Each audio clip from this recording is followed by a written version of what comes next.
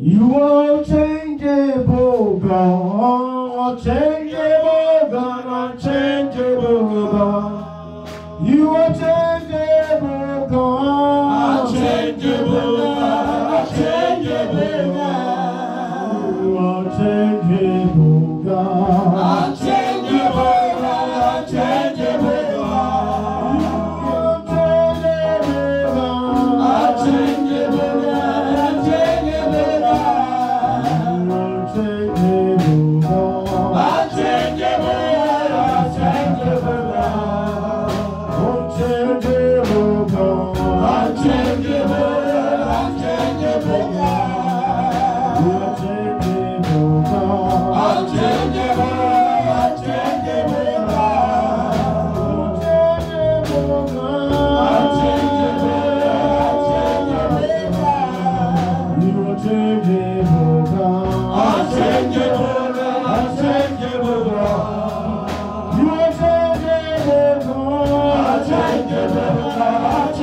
unchangeable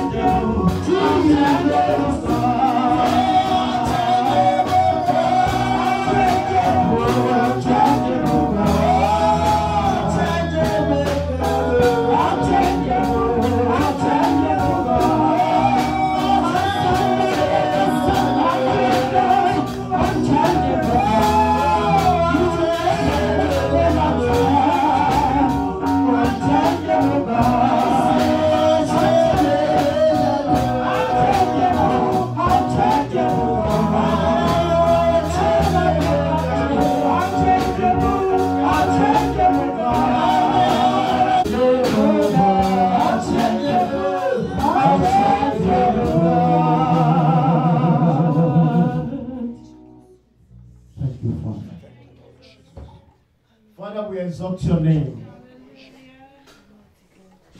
We worship you. We thank you because you are a good God. A mighty God you are. There is no one to compare with you. You are indeed a God that changes not. He said, I am the beginning. I am the end. He said, no one knows how the wind goes. And you said, that is the power of you. That is how you are. No one can predict you. Father, we say glory. We say praise. Be unto your name in the mighty name of Jesus. Amen.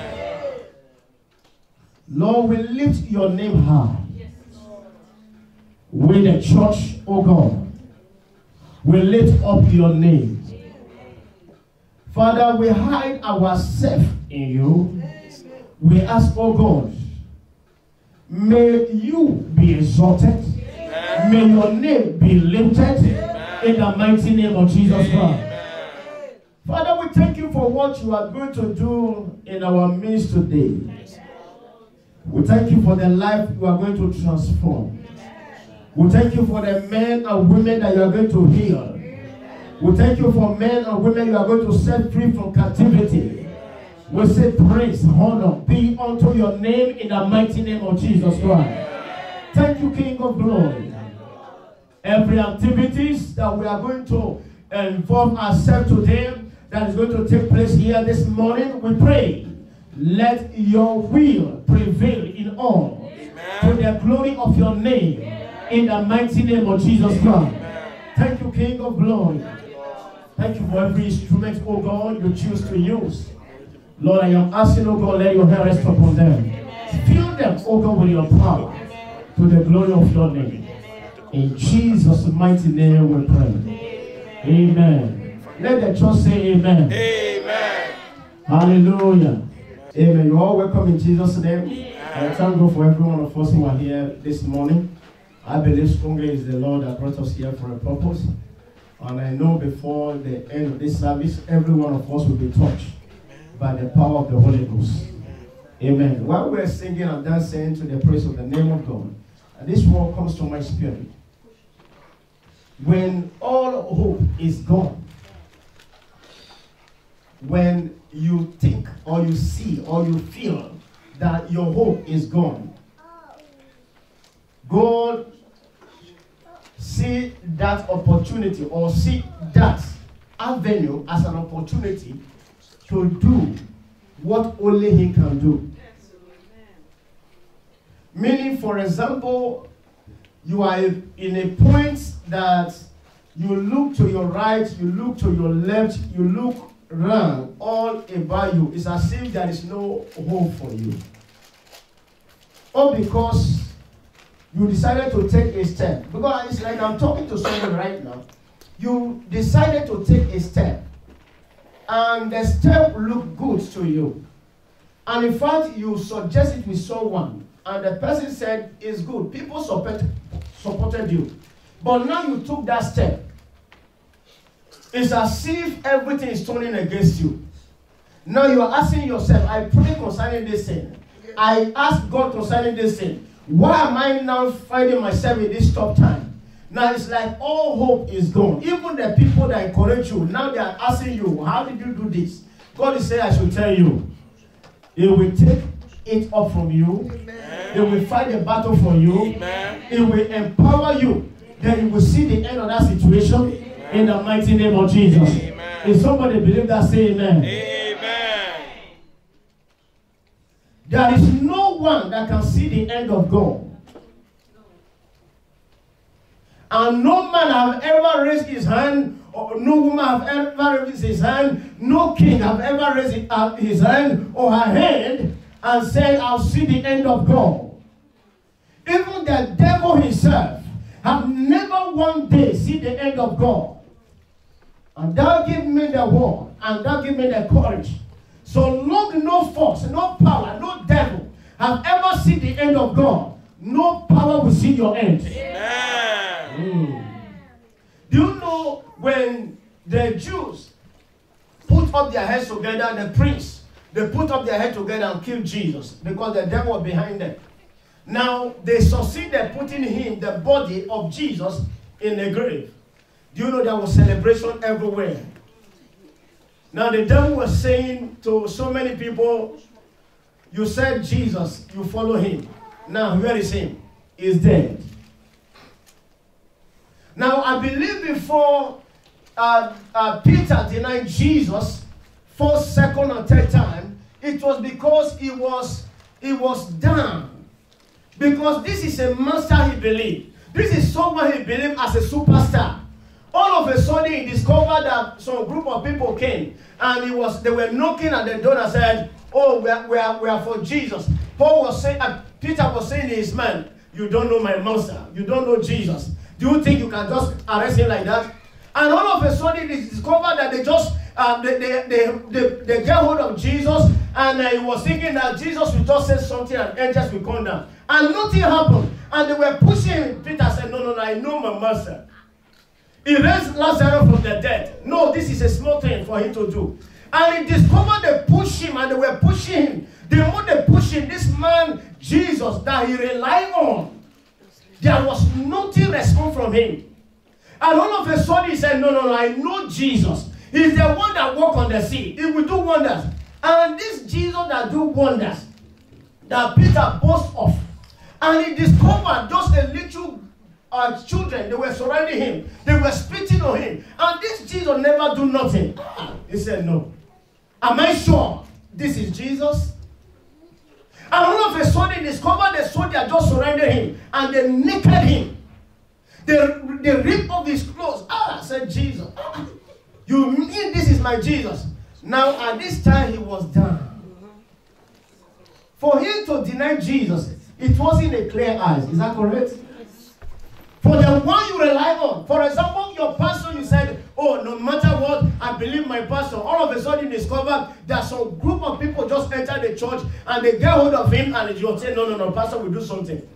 And before you know, they turn him upside down. You say, no, pastor will do. That was exactly what happened to Peter. Then Peter discovered that, no, I don't think I can rely on this Jesus anymore. And that is why when little people, little children, the Bible said little lambs, they come around him and said, are you not one of them? He said, no, I am not one of them. I don't even know him. Why? Because his hope was gone. His hope was gone. What he put as trust, what he put his confidence on, is gone. And he said, no, I don't know him. It wasn't a clear eye. The Bible said the first day he discovered Jesus is in the grave. He said, no, I know Jesus. He said he will resurrect.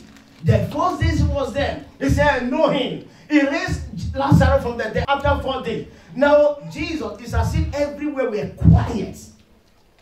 And there were heavy army, soldiers, by the tomb of Jesus. And they said, we will know how he will come out.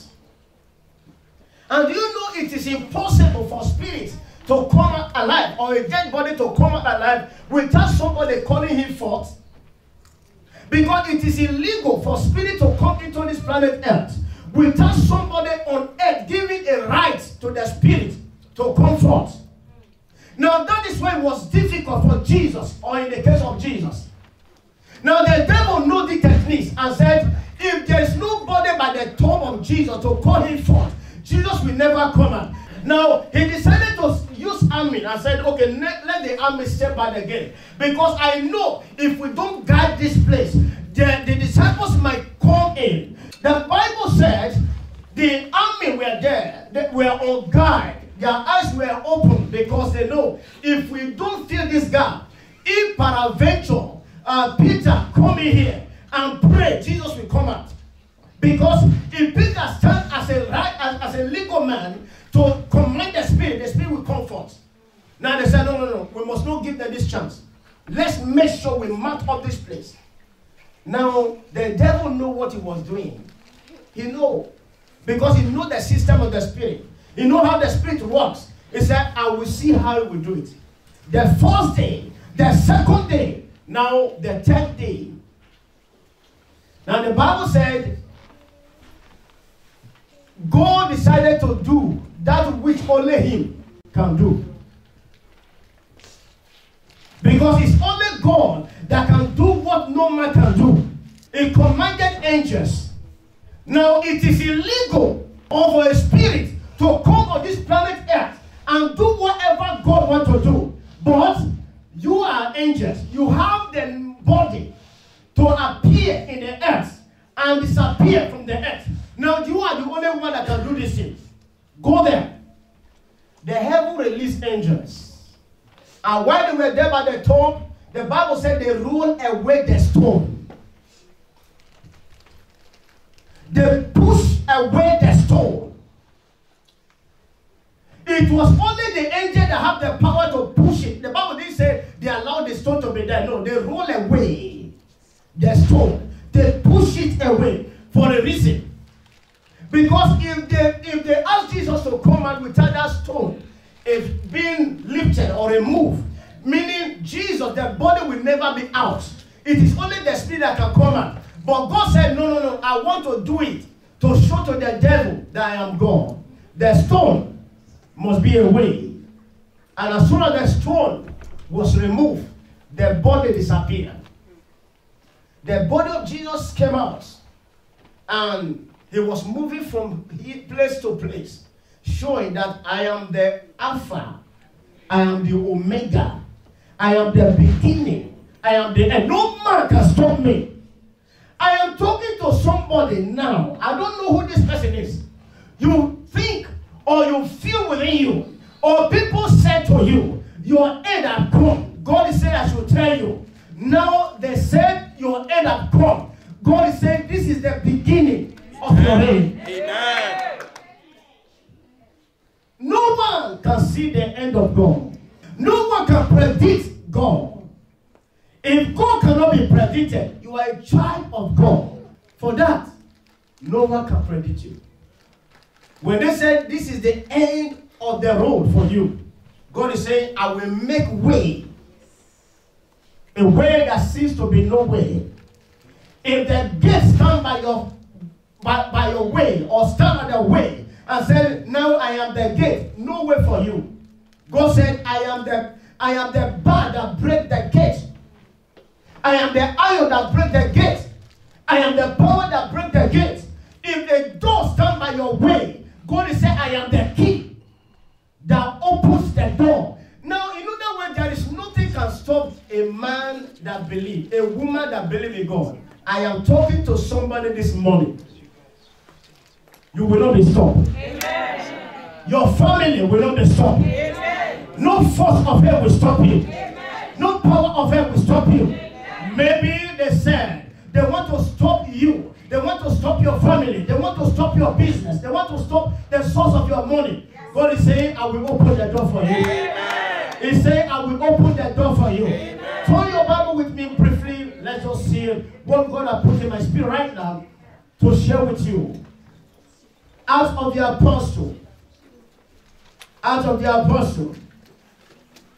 This month is the month of February. The third day of the month. And by the grace of God, the month is still so fresh. And we are going to pray this morning and sow a seed into this month. We are going to sow things that will bring forth fruit for us this month of February. I don't care to know what the devil said. I don't care to know what the devil impregnated into this month. But God of heaven will abort everything, negative thing that this enemy or that the enemy have against you, against your family, this month of February. And I pray the blessing of God will speak for you. Amen. In the mighty name of Jesus Christ. Amen. Amen. Acts chapter 12. There is a hope for a tree.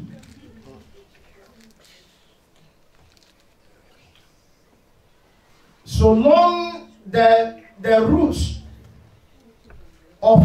of a tree is still connected to the earth, there is a hope for that tree.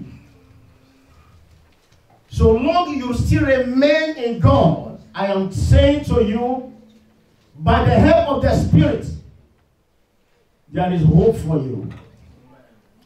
Acts of the Apostle, chapter 12, verses 5. It's a familiar story that every one of us know.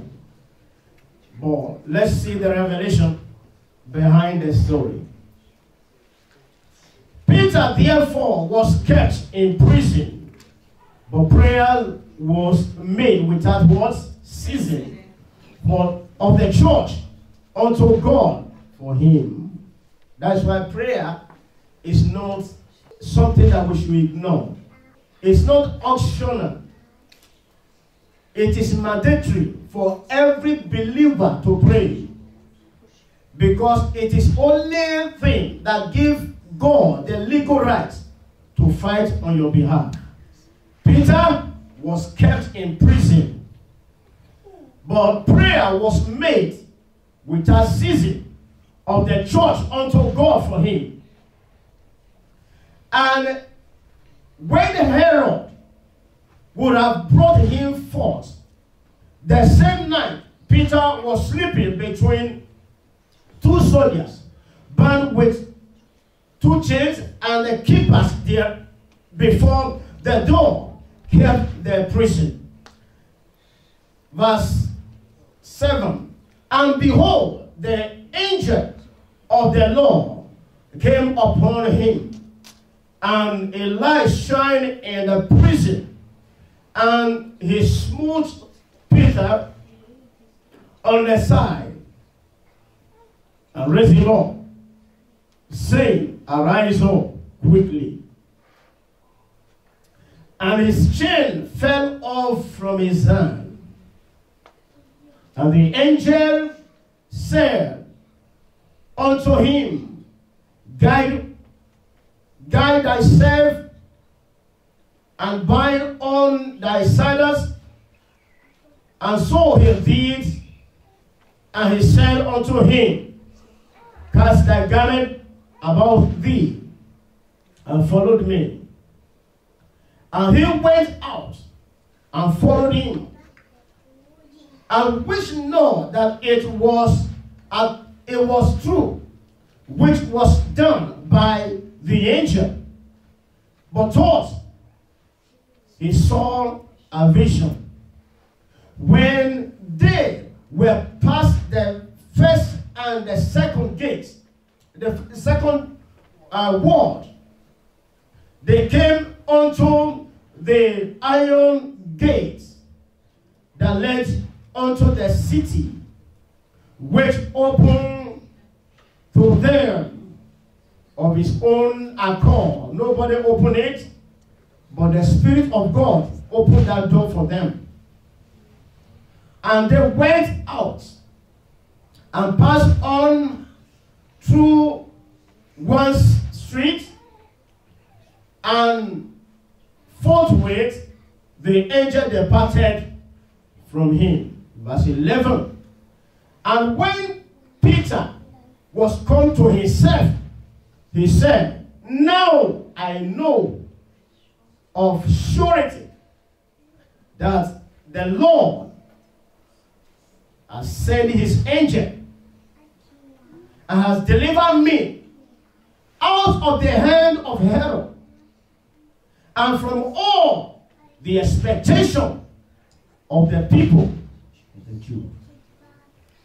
Now I know. Say now. Now. Say now. Now. I know. I know. I am free. I am free. Say now. Now. I know. I know. I am delivered. I am delivered. Say now. Now. I know. I know. I am healed. I am healed. Say now. Now. I know. I know. I am a victorious. I am victorious. Is that your testimony? Yes. That's what we are talking about this morning. Now I know.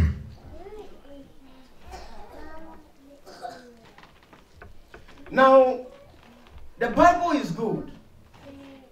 And God is a good God. No one sees the end of God.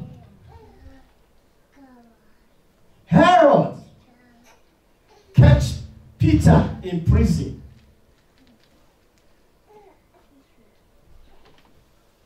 He kept him in prison. Well, we are not told how many days the disciples prayed. We were not told how many months they prayed. We were not told the years they prayed. But the Bible said they prayed without ceasing to God. For him, Lord, this is what we are asking from you. Peter is in the prison. Peter is kept in the prison. Lord, intervene. Now the Bible said, the day that the king said, today I'm going to kill him, or in other words, tomorrow morning we are bringing him out to kill him. Why? Because it pleased the people to see him dead. After he have killed James, the Bible said, when the king saw it pleased the people, nobody raised a voice of accusation against him. Nobody asked him, why do you do this? And the Bible said, when he saw it pleased the people that James is dead, now he go after who? Peter. And he said, Peter, you are the next in line. You can't escape this. Now the Bible said they kept him in prison. They succeeded, apprehended him, and put him there in prison. Now he was chained inside the prison, that he cannot move himself. He cannot make move of anything, whether his leg or hand, he cannot. And not only that, the door of the prison, there were soldiers there who said, we will know how he will come out. And the Bible makes us to know it was not just the first prison, it was inner prison where nobody can reach. Maybe you know all those terrorists, real terrorists, who are real criminals. There are prisons where they kept them. There are tough prisons that they kept all those terrorists. For example, if you live around Woolwich here in London, there are sometimes tough people or terrorists, great terrorists. They are moving them from Burma's prison to any court. Do you know what the police do? And some will fill the ground with their patrol cars. Then in the air, you see their air, what's it called, helicopter, 2 or 3. Because of one man is going to court. Because they know what they can do. If they don't march everywhere, if the police don't march everywhere, if the security knows, covers everywhere, they know what all these people can do. That is why they cover the air and they cover the land. Until you get to the, what's it called? The courts. When they attend to him, nobody, no other case will be held in that court on that day. All other courts, 1 court, 2 court, 3, will be closed down because of one man. They know what they can do. Now, and as soon as they finish with them, they will still take them back the same way. And everywhere cover the road cleared. You must not dance around the road. You must clear the road because the police field everywhere. And the air is filled up. And they will take them back to Burma again and say, okay, now we have done a good work today. In other words, anytime they are about to take them out, they know that we are going there. Maybe something will happen. Now, all these men, they don't keep them just anywhere in the prison. They know where they kept them. They will keep them somewhere that nobody can see them. You can't call and say, okay, let me come and see this, my brother. No way. They keep them well, safe. Now, so also, the case of Peter, the Bible said, there was a prison, or there's a place where they kept him. And on that day, the angel came to rescue him. He said, now I know James is dead, but you are a carrier of the word of God. In other words, the word of God is upon you. Upon you shall the church be built. Upon this mountain, upon this rock, shall the church be built. Now, if God's word is upon you, the Spirit of God will stay by you. Amen. When God says you are going to be a winner in your family, you are going to be a star in your family, you are going to be a rescuer of your family, you are going to be a deliverer, the word of God is upon your head, the Spirit of God moves around you. In other words, when the Spirit of God moves around you, you are unkillable. Jesus was killed. They killed him in the flesh. But the Spirit said, you can't know that because you are the word of God. Now, what happened? The Spirit of God made sure he only stayed there according to his word 3 days in the grave. The 10th day, they made sure nothing stopped him. They brought him out. Peter, it's time for you to come out. Now, the Bible said, what happened? Then the angel brings down the light upon that prison.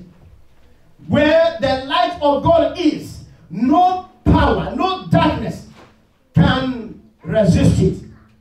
All of a sudden, the darkness disappeared. Now the angel smote him on the side, not on his hair. No, it has a reason why he smote him on the side. And he said, wake up. Now the Bible said, Peter woke up, and the angel said, guard up yourself, prepare yourself. Now it's time for you to go.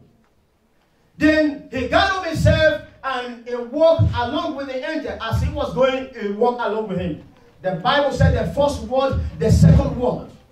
Then all those doors were opening by themselves. Now, do you know the reason why the Bible said there was a gate before the city?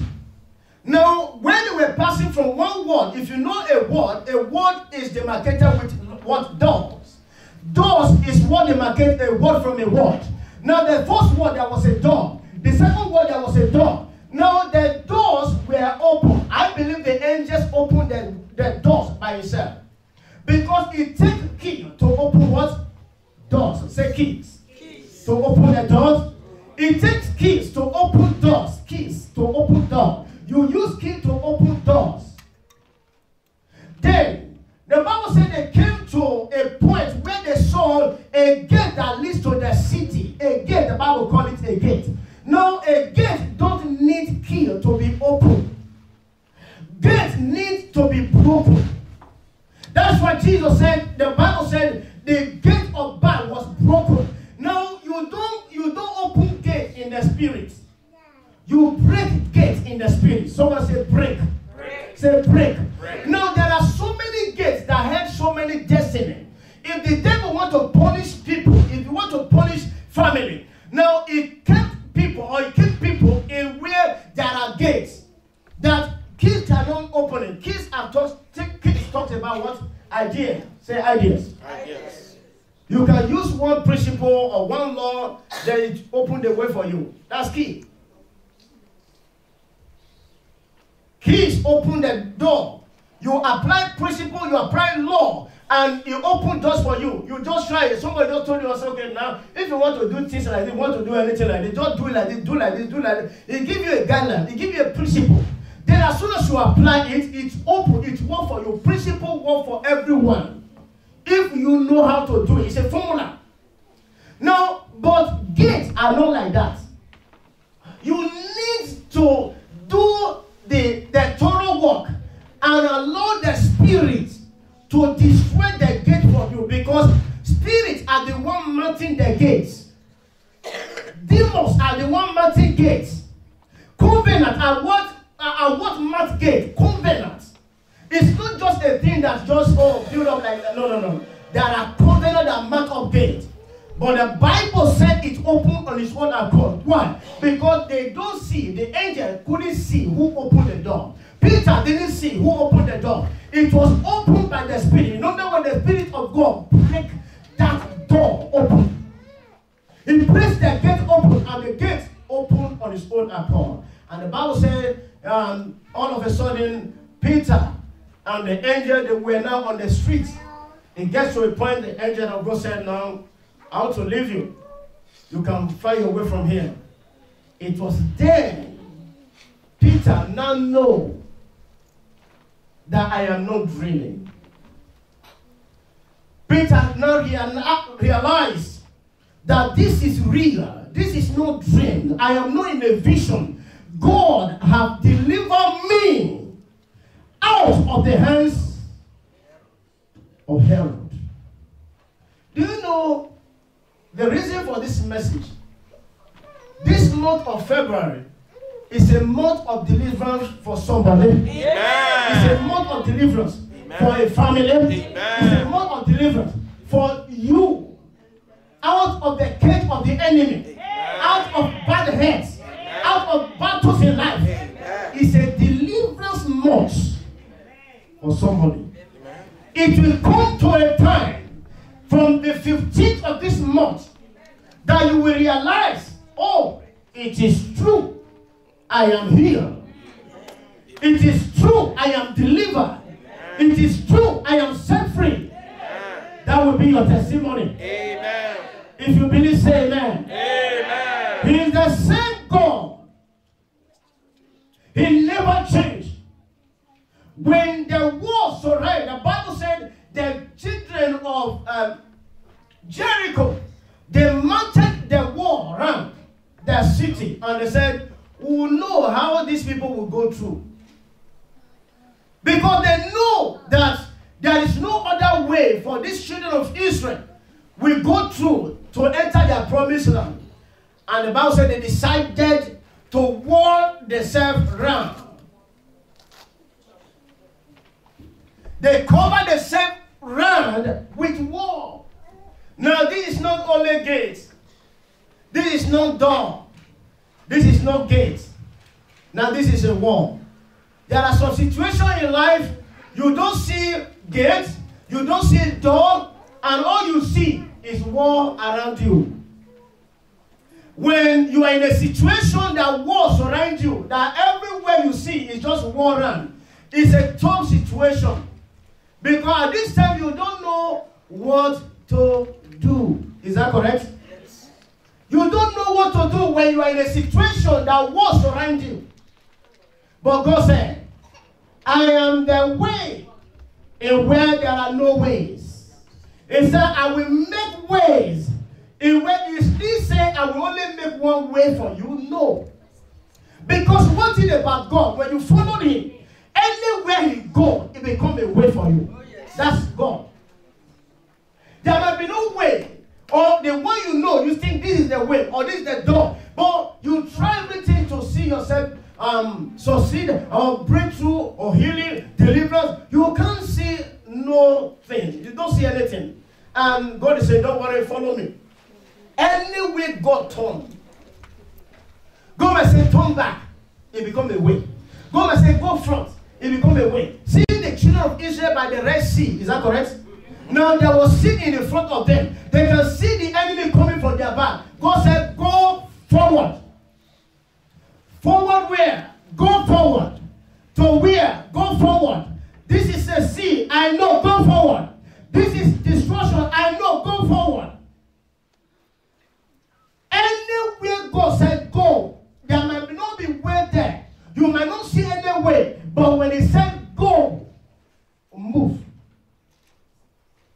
Now, one thing to you, brothers and sisters, you are going to hear instruction this month. Amen. Now, God is going to say, do this. It might look nonsense to you. It might not look meaningful to you, but do it. Because when God said, I am coming to disappoint Herod of your family, I am coming to disappoint Herod that kept you in that prison of sickness. When God is saying, I'm coming to deliver you, whatever he tells you to do, do it. Because he said, Peter, get up. He said, get up yourself, prepare yourself, move along with me. Don't waste time. Let's go quickly. Instruction will come this month. Amen. I said, God will give you instruction this month. Amen. I said, God will give you instruction this month. Amen. I said, God will give you instruction this month. You may find yourself after this this message, you may find yourself at the middle of this month. All of a sudden that so many things are turning against you. Don't cry. Don't say, oh, Pastor said, oh, we are going to see promotion. Why am I seeing myself? You know, at the midst of every situation, there are always keys that will bring solution to that problem.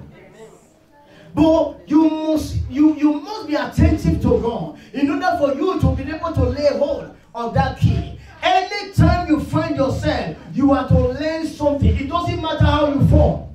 It doesn't matter how many times you fall. The Bible says it doesn't matter. You might fall 100 times. You might fall 70 times. You might fall 7 times. The God of heaven will raise you up. Is that correct? Yes. I say it doesn't matter how many times you fall. But what matters, anytime you fall, make sure you pick something from the ground before you get up. What did I say? It doesn't matter how many times you fall. But anytime you fall, there is something there that makes God or that God see in that place. That is why He allows you to fall in that spot.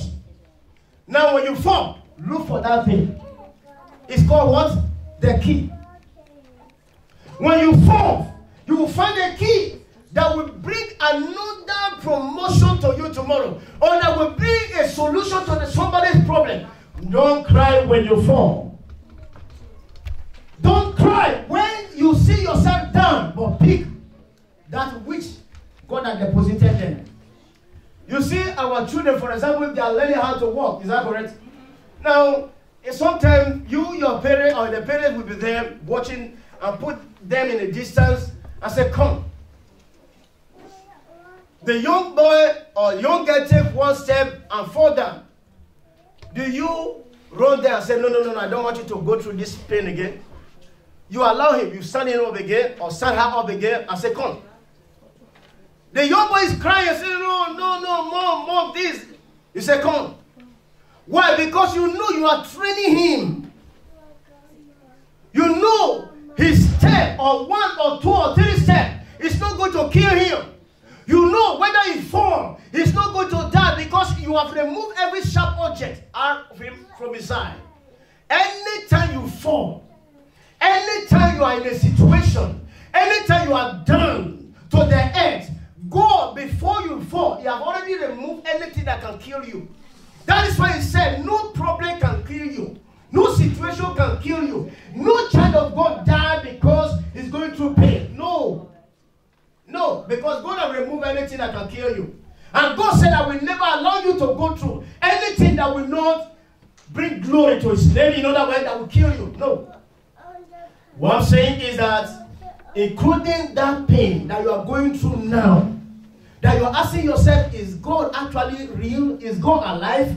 God is saying, I should tell you, He is the same yesterday. He is the same today. And forever He is the same. He is the God that changes not. If He can deliver Peter out of the expectation of the wicked, He is the same God. Is willing and is ready to take you out of that problem. He's ready to take you out of that shame. He's ready to remove that shame from you. Amen. Brothers, I want your focus to be on the Lord. I want your focus to be on the Lord. Stop crying. Cry no more. Let your mind be on Him. Let your eyes be on the Lord. He is able to do exceedingly, abundantly, more than what you think, more than what you can say. God is big. He's a big God, and God can do everything. He said He delivered Peter out of the expectation. I don't know what people around you are saying. We'll know how He will do it. We'll see how He will do it. We'll see how He will do it. He said he's a child of God. He said he loved God. He said he preached gospel. He said he's a choir. He said he's a leader in the church. We will see how He will do it. I am telling you by the word of the Lord this morning, as the Lord is saying to me, I should declare before you that you are seeing the end of that problem. Amen. you will see the end of that problem. Amen. You will see the end of that situation. Amen. Remove your eyes from it. Learn to remove your eyes from every situation. It might be difficulties of no document. Oh, it's as if you put in your document, it bounce back. Put in your document, it bounce back. You put in your document, they bounce it back. And it's as if no other way. All the letter is pursuing you here and there. The letter from immigration is pursuing you here and there. They say you are about to go. We want to bundle you. You abandon the house and jump into another house. All of a sudden, the letter still stress you there. Now it's as if you are confused. I am telling you prophetically, you will see the end of that battle. Amen. I say you will see the end of that battle. Amen. I am not here alone. I am not here just to say what I'm thinking in my mind. I'm hearing God say, tell them. And I don't know who I am speaking to, but I believe somebody is here. God is saying I should tell you prophetically, you are seeing the end of that battle. Amen. If you believe, say amen. Amen. If you believe, say amen. Amen. The next day, the men and women, including Herod, that said, oh, let's see who will deliver him. Do you know there are some certain situations that's confronting you, telling you to your face, who is your God? And two, any challenges that you find yourself, it's not just challenging you, it's telling you or it's confronting God. A challenge in one's life is a voice to God. When somebody is going through pain, it's a challenge or a voice that the devil is raising to God. When you are going through a lack of, maybe the devil is saying you are barren, you can't have your own children, it's a voice to God, not to you. The devil is just using your womb to challenge God. God, you said there should not be barren among your people. Now, why this one?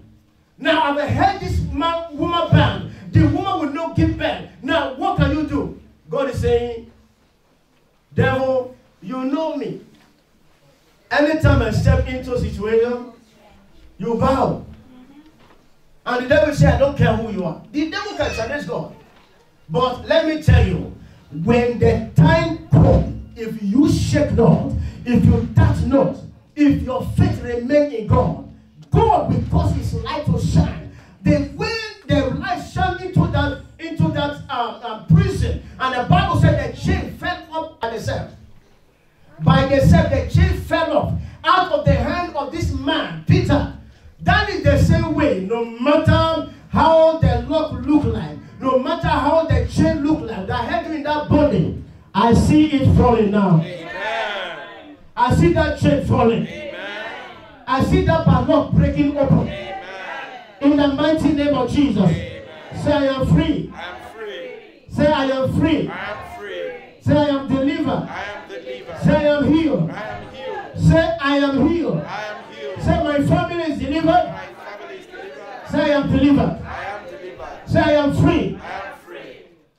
You know, if the devil vowed to seal your end, and he said there is nothing you can do, or probably you have been to so many men of God, and they told you in your case, this case, I don't think you can be delivered. Or you have spoken to men and women around you, like your mother, your father, and they said, no, this is your case, there's nobody can be free from it. But I am saying by the word of God this morning to you, although that problem kill others, and where you are coming from, although the doctor said this problem kill people, your own will be a different case. Amen. It will not kill you. Amen. You will see the end of that sickness. Amen. You will see the end of that pain. Amen. I saw the hand of God, and it's a prophetic hand. And this hand, anytime I see this sign, it's a sign of healing. That God wants to heal, that God wants to set free. It's a sign. Now I am seeing it, and I believe strongly that God is here to heal somebody. Amen. I said God is here to heal somebody. Amen. And if that is you, say amen. Amen. Now I know. Now I know I am free. Peter said, now I know I am out of the cage of Herod. Now I know that I am not alone. Now I know, although the battle is tough, I am not alone. Do you know what we are done easily? It's because we think we are alone. Human beings, sometimes we are done easily. Small thing just frighten us, we are done. Why? Because we think we are alone in that battle. There is no time called tough time that his children are alone in that problem or situation. Do you know why? Because God said, in the day of battle, I will be there with you. In other words, you don't need to pray when you are in battle. In other words, you don't need to pray when you are in a tough time. God, he said, whenever is a covenant between him and his people. Because why? God knows that anytime we are in problem, we are done, we can't pray. There is no way, sometimes when you are in a tough time, you can't pray. God said, I know this. I know when you are done, there is no way you can pray, but I vow by myself that at any time you are in a tough time, I will be there for you. Do you know there are some problems or situations that just overshadow you just like that without you even prepare for it? Are you saying to me, oh, it's because I pray, that's why I escape it? No. It's because God vowed.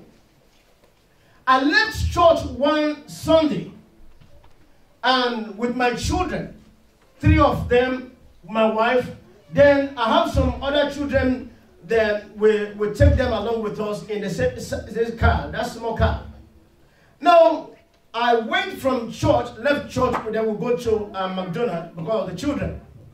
As soon as I entered there, I didn't know police were there with their mufti car, their car. I didn't know. And I brought the children out. As I was bringing them out one after the other, they were looking at me. They never talked to me. Then they allowed me to go to wherever I'm going. Finish with the children.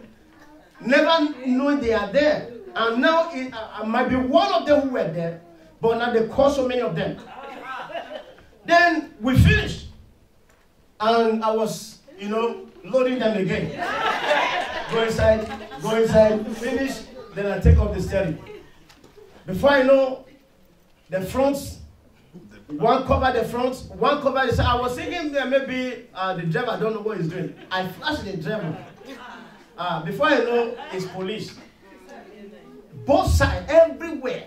They were about 5 cars surrounding me. Hey, what a problem. I look, everywhere we are dark. Hey, Jesus. I couldn't pray. But all of a sudden, in the midst of that darkness, I saw a light. And anytime I see that light, I know it's there. I normally see that light when I'm in the altar. Now he appeared. That is Shekinah glory. He appeared. And I said, oh, Lord, I'm sorry. He said, why do you do this? That was all. Your driving license, this one, before I know, this one go. The other one go. The other one go. It remained only one. And the one looked at me and I said, okay, don't try it next time. I'm going to wait there. If you do it, I'll rest you there. Don't call a car now. I said, you don't need to tell me that. You don't need to tell me that. I know. Then I had to ask them, go inside and I call a car. That is a heavy crime. Because you are packing children. Most of them are children. And my wife was pregnant then. Then why do you do this? Do you know the implication of what they were asking me? Do you know the implication of what you are doing? Do you know what's the consequence of this? I said, I'm sorry. But that is liable to imprisonment. Prison. Yeah. It's an offense. Why engage no car seat, nothing? I'm telling you, they don't do it. Make sure you have a car seat for the children. Since then I repented. Now, what I'm trying to tell you is this.